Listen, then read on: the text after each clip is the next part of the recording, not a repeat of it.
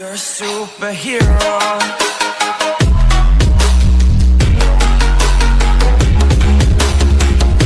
Hello guys, welcome to the IBPS YouTube channel. आप सभी का स्वागत है IBPS यूट्यूब चैनल पर। And if you are new to our channel, do not forget to hit the subscribe button guys. So let's get started. This is our day 14 of daily vocabularies, and whatever written up here is true. You can make it possible. See guys, हमारी जो average video होती है उसका time होता है 6 minutes का, 5 to 6 minutes का। And when we complete the daily vocabularies daily sets of 30 days, तो आप समझ सकते हैं 30 into 6 that equals up to 180 minutes, and 180 minutes is equal to 3 hours. तो 3 आवर्स में आप लर्न, मेमोराइज एंड रिवाइज कर पाएंगे around 1000 vocabs at least.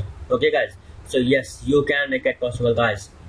So our first vocab of the day is defies, और defies एक verb है और इसका मतलब होता है to confront with assured power of resistance.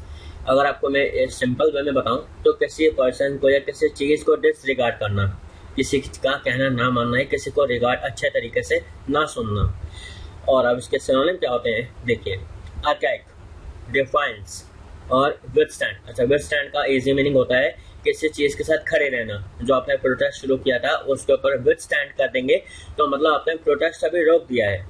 Confront करना, किसी के आगे फेस टू फेस कन्फ्रंट करना उनको, और आउटफेस।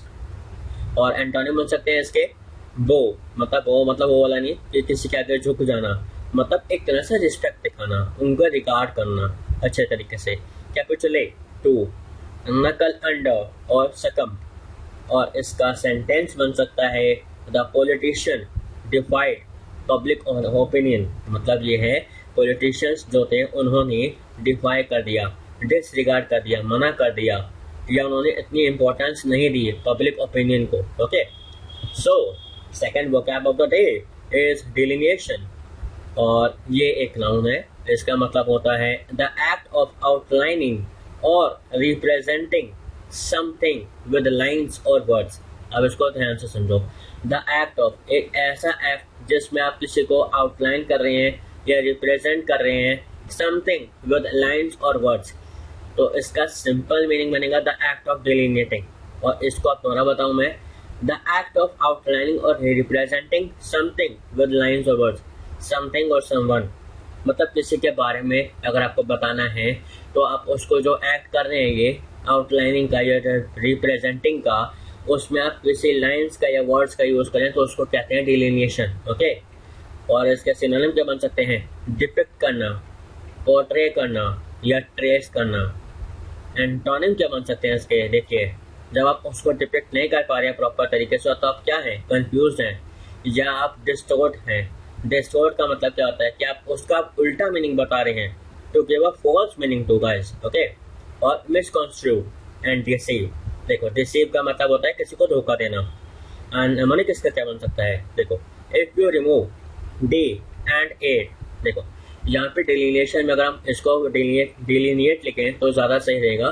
तो आप समझ पाएंगे कि जो ए टी ई होगा यहाँ पे उसको आप रिमूव कर दें, और डिलिनिएट में से जो डी है उसको भी रिमूव कर दें, तो आपके पास बचेगा लाइन।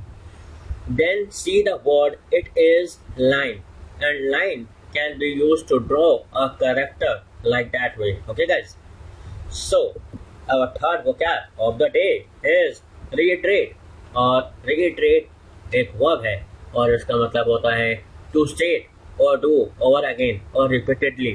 मतलब एक चीज या कोई काम आप ऐसा कर रहे हैं जिसको आपको बार बार करना पड़ जाए, या एक ऐसा स्टेट आ जाए कि बस वो बार बार आपके साथ हैपन हुए जा रहा है।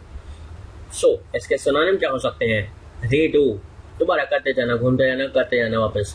रिन्यू, कोई आपके पास है कोई भी जगह का, उसको रिन्यू कराना, ऐसे समझ सकते हैं आप। रेप्लिकेट और रीप्राइज।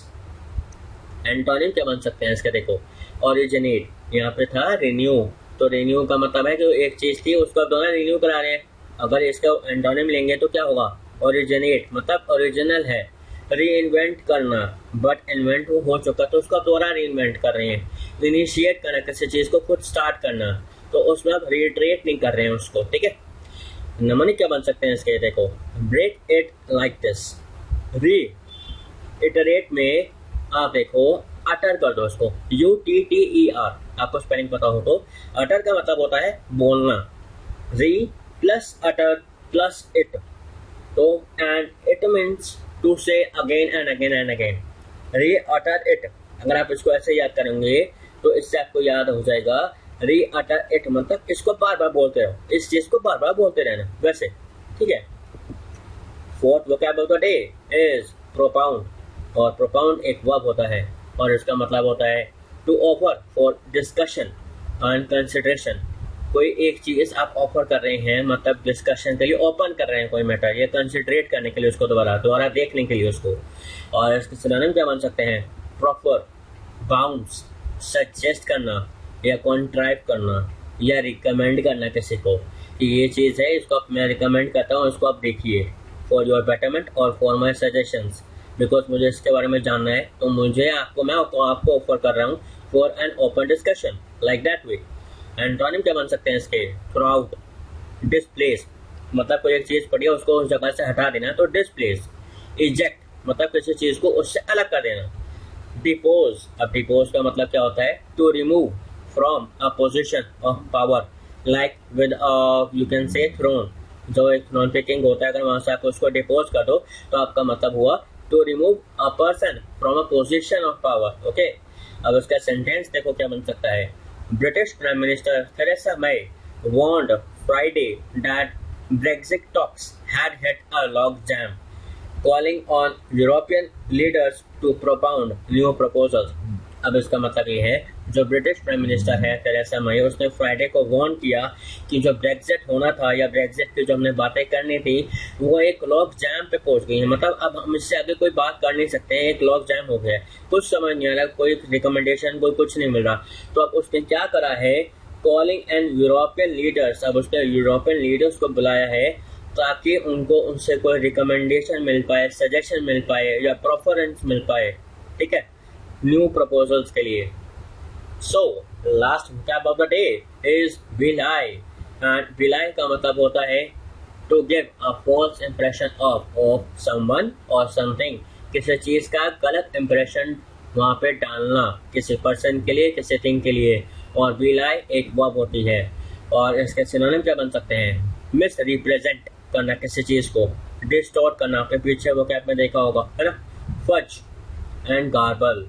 और एंटोनिम क्या बन सकते हैं इसके? देखो, डिपिक्ट करना, अच्छे तरीके से बताना, फॉल्स मीनिंग ना देना किसी के बारे में, पोर्ट्रे करना अच्छे तरीके से, या किसी के पर्सन के बारे में कैरेक्टराइज करना अच्छे तरीके से, आउटलाइन करना उसके फीचर्स को, किसी पर्सन के, किसी थिंग के, जैसे ग्लास हो उसके बारे में आप आउटलाइन करें, this glass is very good, characterize करना उसके बारे में। वैसे निम्नलिखित किसके क्या बन सकते हैं?